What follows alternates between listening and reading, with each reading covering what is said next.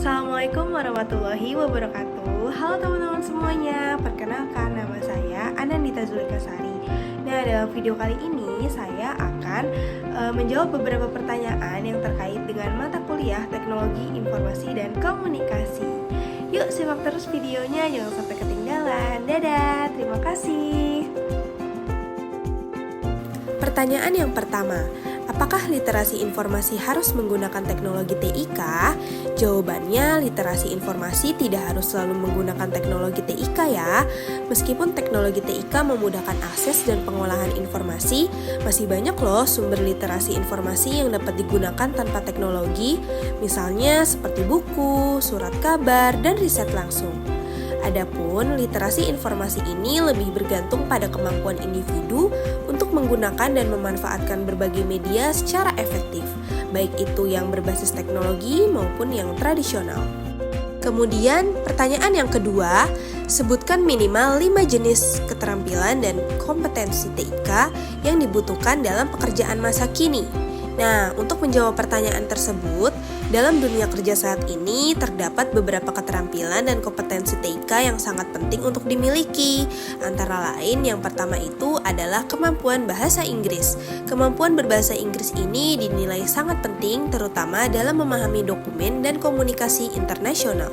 Lalu yang kedua itu programming, yaitu keterampilan dalam pemrograman menjadi semakin dibutuhkan seiring dengan meningkatnya penggunaan teknologi dalam berbagai bidang.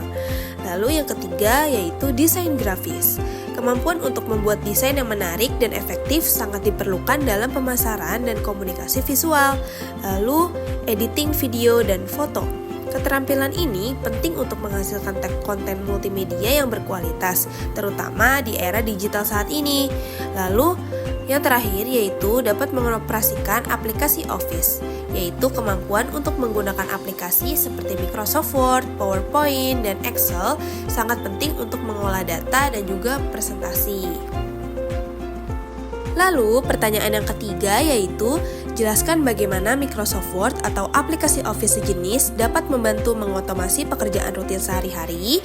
Jawabannya adalah Microsoft Word dan aplikasi Office sejenis ini berfungsi untuk mengotomasi berbagai pekerjaan rutin sehari-hari dengan cara yang lebih efisien. Yang pertama itu untuk membantu pembuatan dokumen. Microsoft Word memudahkan pengguna dalam membuat dan mengedit dokumen seperti surat, laporan, dan juga proposal. Fitur ini berbentuk seperti template dan juga pengaturan format otomatis membantu mempercepat proses penulisannya.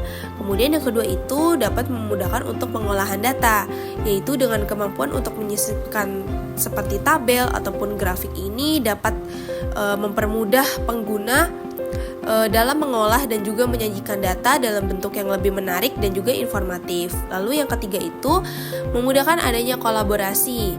Aplikasi ini memungkinkan beberapa pengguna juga untuk bekerja pada dokumen yang sama secara bersamaan, sehingga dapat meningkatkan efisiensi kerja tim. Memiliki fitur pengelolaan waktu. Fitur penjadwalan dan juga pengingat dalam aplikasi Office ini dapat membantu pengguna untuk mengatur waktu dan juga tugasnya dengan lebih baik. Lalu yang terakhir yaitu adanya penyimpanan dan akses data. Microsoft Office memungkinkan pengguna untuk menyimpan dokumen secara digital, sehingga memudahkan akses dan pengelolaan data tanpa perlu mencetak dokumen fisik.